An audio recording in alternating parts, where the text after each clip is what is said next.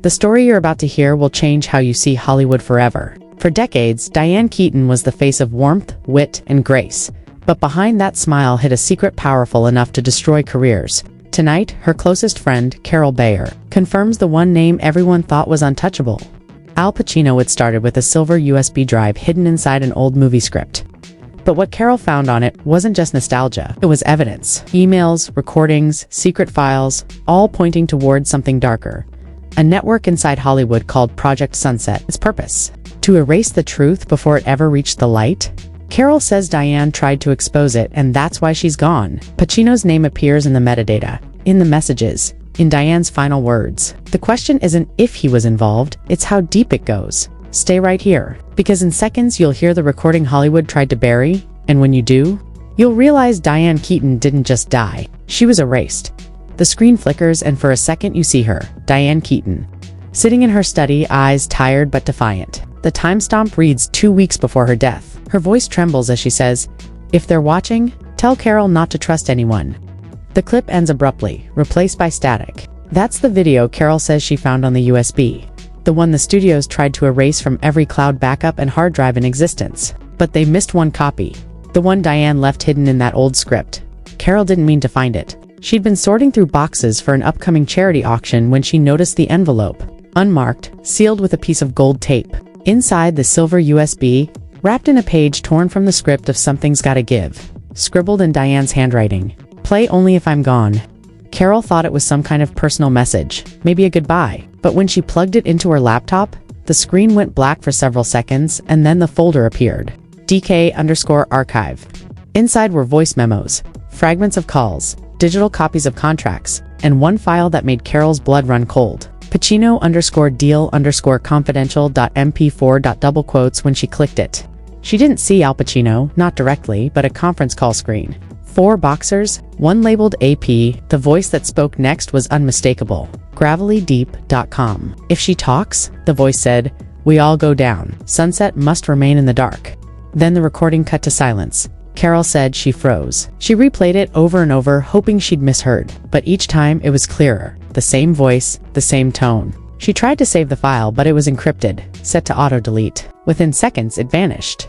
Only one text document remained. She was warned. That was the moment, she says. Everything changed. For days, Carole stayed silent. She didn't trust the police. They'd written Diane's death off as a heart attack within hours. No investigation, no toxicology, no follow-up. Just another peaceful passing. But Carole knew Diane's heart was fine. She remembered the last time they spoke, Diane was full of energy, laughing about some studio meeting gone wrong. "They're scared of me again," she'd said, half joking. "Guess I still know where the bodies are buried?" Those words echoed in Carole's head as she replayed the video. So she reached out to Marcus Dean, an independent journalist known for unearthing stories that mainstream media refused to touch. When he arrived, she showed him the remnants of the folder. Marcus stared at the screen, silent for a full minute, before saying, "This is bigger than a scandal.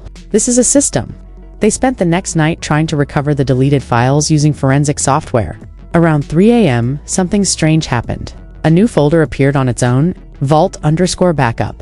Inside was one audio file corrupted, but playable. In the background, Diane's voice, "He told me it was only business. That I'd thank him later. But it's not business. It's execution." Then there was a sound, a door opening, muffled voices, and a single phrase whispered by someone else. "She shouldn't have kept the reel." Marcus looked at Carole, his face pale. "The reel," he said. "There's footage." Diane had always loved film reels. She kept dozens of them in her archive room. Home movies, behind-the-scenes, clips, even unreleased footage from sets. But this one, Carole remembered, was missing. She hadn't thought much of it until now. Project Sunset, Diane's last note read, "Keep it safe." By morning, the power in Carole's home went out. Her phone stopped working. Every device connected to Wi-Fi reset to factory settings. Someone was scrubbing her system remotely. Marcus disconnected the laptop, saving what little data he could. They decided to go offline entirely. No internet, no calls. But even then, the threats began. Unmarked envelopes at the gate, emails that appeared and disappeared before she could read them fully. One message stayed long enough for her to catch the words, "Delete what you found, or you'll join her." Carole's voice in her later interview is calm but trembling. "I wasn't scared for me. I was scared for what they'd erase next. Not people, not files, but truth." She says she saw cars parked outside at night. Same models, same plates. Once, a man in a dark suit followed her from the grocery store to her home and didn't even hide it. 2 nights before she went missing, she left Marcus a voicemail. "I found another USB. Smaller, black, same logo. It's labeled Vault 7. If something happens to me, tell them Pacino wasn't acting. He was directing." The next day she vanished. The news of Carole's disappearance spread fast, but not in the way you'd expect. No major outlet covered it. No trending hashtags. No official police statement. It was as if she had never existed. Marcus knew exactly what that meant. Someone was pulling strings. The same people Diane had warned her about. The same people behind Project Sunset. He drove to Carole's house the next morning. The gate was half open. Her car still in the driveway. The front door hung slightly ajar. Inside, silence except for the faint hum of a refrigerator and the crackle of a burnt-out candle. Furniture overturned, papers everywhere. Drawers open like someone had searched every inch. But on the kitchen table, one thing stood untouched. The small black USB. A single scratch ran diagonally across it, just as Carole had described in her voicemail.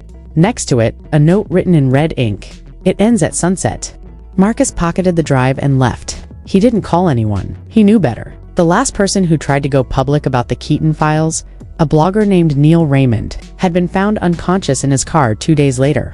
The official report said accidental overdose. The people behind this didn't just silence, they rewrote reality.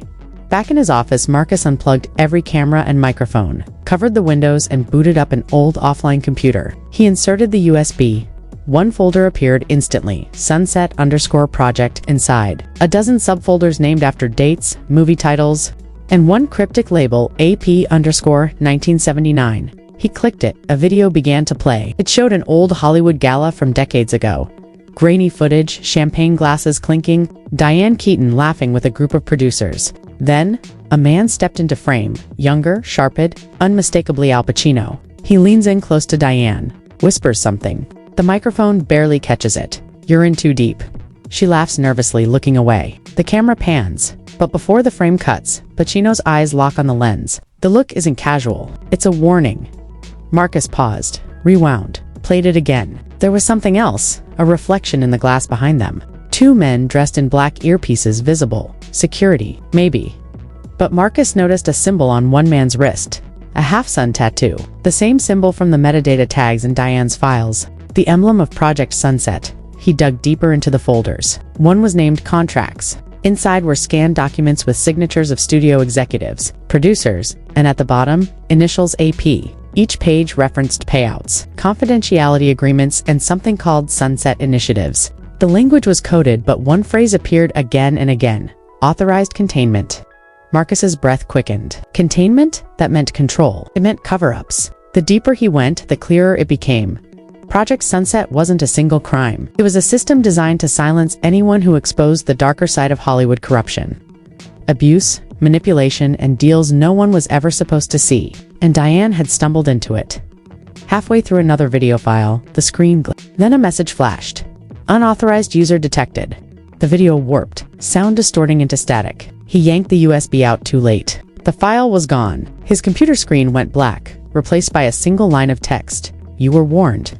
That night, Marcus drove to an old friend, Rick Torres, a retired security guard who'd once worked at Paramount. Rick had access to the studio's archives. Known as the Vault, it was rumored to store not just unreleased films but confidential footage from decades of Hollywood history. Marcus showed him the note Carole left. Rick went pale. "I've seen that." Carole left. Rick went pale. "I've seen that phrase before," he whispered. "It's protocol language. When they say it ends at sunset, it means someone's been marked for deletion." They met again after midnight at the back entrance of the studio. The air smelled like dust and real chemicals. Inside, endless shelves of film canisters stretched into darkness. Rick guided him to the restricted section, row S. Shelf 19. There it was. A small metal canister labeled Project Sunset Confidential. Rick hesitated. "You sure you want this?" Marcus nodded. They opened it. Inside was a real, old but well-preserved, and a folded note in Diane's handwriting. For Carole, trust no one, especially him. There was also a single photograph. Diane, Carole, and Al Pacino, smiling on a film set. Behind them, blurred in the distance, the same 2 men with the half-sun tattoos. Rick urged him to leave. "Once that reel plays, they'll come for it." Marcus ignored him. He threaded it into an old projector, heart pounding. The reel began with Diane's voice, calm and steady. If you're watching this, it means the truth wasn't buried deep enough. She looked straight into the camera. Project Sunset was supposed to protect artists, but Pacino turned it into a weapon. She holds up a contract, Pacino's signature, clear under the word authorization. The image flickers, distorts, then cuts to static. Outside, a car door slams. Rick's head jerks toward the sound. Marcus kills the projector light. Footsteps echo in the hallway. Someone else is in the vault. Rick motioned for silence. His finger pressed to his lips as the echo of footsteps drew closer. The fluorescent lights above them flickered, humming faintly, like the entire vault could sense something was wrong. Marcus clutched the film reel to his chest, backing slowly into the shadows between the shelves. The footsteps stopped. For a moment, there was only breathing. Heavy, deliberate, too close. Then a voice, low and calm, called out, "Marcus Dean, you shouldn't have come here." It wasn't a stranger's voice. Marcus knew it instantly. Al Pacino's. He froze. It couldn't be him. Not here. Not like this. But the timbre, the rhythm, it was unmistakable. Rick's eyes widened. He mouthed, "Run." Marcus didn't move. He peered around the corner just enough to see a man standing at the far end of the aisle. His silhouette framed by the emergency exit light. Older, wearing a long coat, his face hidden in shadow. "You think you're chasing ghosts," the man said softly, "but ghosts don't leave trails. People do, and you've been following the wrong one." Marcus's pulse hammered in his ears. "Where's Carole?" he demanded. The figure stepped forward slowly, hands behind his back. "She made her choice," the voice replied. "She wanted to tell the world a story that wasn't hers to tell." Rick pulled a small flashlight from his belt and aimed it toward the figure. The beam hit nothing, empty air. The sound of the voice seemed to come from everywhere now. The walls, the vents, the ceiling. A recording? Marcus realized it wasn't Pacino in the room, it was his voice, projected through hidden speakers. Someone had triggered a loop. Then the vault lights went out completely. Total darkness. Marcus grabbed Rick by the arm, whispering, "We have to go." They stumbled through the pitch-black maze of reels and metal shelves, the floor creaking beneath them. Behind them, the sound of static grew louder, layered with faint echoes of Diane's voice. "It's not business, it's execution." They burst through the back exit into the cold night air, gasping. Rick slammed the door shut and locked it. "What the hell was that?" Marcus said. Rick's hands were shaking. "That system, the voice, the blackout, that's not a security measure. It's a protocol. It means someone authorized a purge." Marcus looked down at the reel in his hands. "Then we have what they're trying to erase." They drove to the coast, headlights off, taking back roads until they reached an abandoned motel overlooking the Pacific. Inside, Marcus set up an old projector again. Rick tried to stop him. "You don't understand that reel's not just footage. It's evidence that connects half of Hollywood to something they buried 40 years ago." Marcus didn't listen. He loaded the reel. The image flickered to life. Diane sitting at her desk. The same recording from the USB, but longer this time. She looked directly into the camera. "They told me Project Sunset was a safety net, a place to protect the truth from being twisted. But Pacino turned it into a cleansing machine. They called it Sunset because that's what they did. They made people disappear quietly." She paused, glancing off screen. "If this reaches you, Marcus, you need to know Carole didn't die because of me. She died because she found the vault." Rick muttered. "She found this one." Marcus leaned closer to the screen. Diane continued. "Pacino wasn't working alone. He answered to someone higher. Someone who signed every order, every payout. The initials you've seen, they don't stand for Al Pacino." Her eyes filled with tears. "They stand for Archangel Protocol." The film cut abruptly. The reel snapped off its spindle, spinning out onto the floor. Rick swore under his breath. Marcus sat frozen. Archangel Protocol. That changed everything. Maybe Pacino wasn't the mastermind. Maybe he was the scapegoat, the face of something even darker. Outside, tires screeched. Headlights flooded the room through the cracks in the boarded-up windows. Rick grabbed the reel and stuffed it into his bag. "They found us," he said. Marcus backed toward the rear door, clutching his camera. "We have to get this to someone." The glass shattered as a bullet tore through the front window. Another hit the wall inches from Marcus's head. Rick dove behind the counter. "Go," he shouted. Marcus sprinted out the back, the ocean wind hitting him hard. He jumped into his car, the reel still spinning in his mind. In the rearview mirror, the motel lit up with a flash, then fire. Rick was gone as he sped down the coastal road. His phone buzzed. No number 1. Message: "You can't run from Sunset." He threw the phone out the window. Dawn was breaking, and for the first time he saw it clearly. This wasn't about one death or one actress. This was a system of control built on decades of silence, and Diane Keaton had been the only one brave enough to fight it. If you've made it this far, you already know this story isn't just about Diane Keaton or Carole Bayer or even Al Pacino. It's about the machine behind the curtain, the one that decides who gets remembered and who gets erased. Project Sunset and the Archangel Protocol might sound like legends, but legends always start somewhere. Marcus Dean vanished 3 days after the motel fire. His car was found on a cliff near the Pacific. The doors open, the keys still in the ignition. The reel, gone. Police called it an accident. The studio issued no comment. And yet, a week later, a short clip appeared online. Grainy, distorted, showing Diane whispering, "They're still watching." Then it disappeared just as fast. So here's the question. Who's still watching now? Is this story really over? Or is it only beginning to unravel? Because if the Archangel Protocol exists, it means Hollywood isn't just hiding scandals, it's manufacturing them. Every broken career, every mysterious death, every lost project might not be coincidence. It might be control. You decide what's real. Was Pacino the puppet master? Or was he another name crossed out by the system he helped build? Drop your theory in the comments. Tell us what you think Project Sunset really is, and what happened to the missing reel. Hit that like button if you believe the truth deserves light. Share this video before it disappears, and subscribe, because the next upload, the one they don't want you to see, could expose the final layer of the Hollywood machine. Stay awake. Stay loud. The Keaton files aren't finished yet. Stay loud. The Keaton files aren't finished yet.